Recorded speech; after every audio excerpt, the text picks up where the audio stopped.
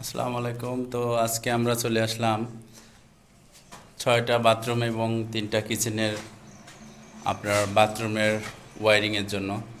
তো এই আমাদের কাজ চলতেছে।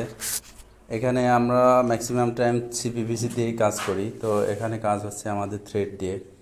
কারণ এটা থ্রেড দিয়ে করার কারণ হচ্ছে আমাদের ছাদ ওয়্যারিং ছিল হচ্ছে 1 ইঞ্চি পাইপ দিয়ে। তো আমরা এখন সেটা 1.5 ইঞ্চি করছি, যার কারণে এই পাইপগুলা ওয়েস্টেজ হয়ে গেছে।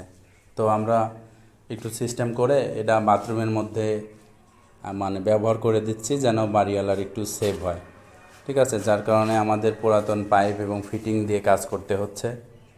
এটা শুধুমাত্র বাড়িওয়ালার কথা ভেবে এটা আমরা করতেছি। যদি আমাদের একটু কষ্টের কারণে তার অনেকগুলো টাকা বেঁচে যায়, এখন সেই বিষয়টার দিকে তাকায় আমরা দেখা যাচ্ছে পুরাতন পাইপ ফিটিং দিয়ে কাজ করতেছি। তো আমরা দেখা যাচ্ছে এখানে একটা একটা বাথরুম অলরেডি আমাদের ওয়্যারিং কমপ্লিট হয়েছে।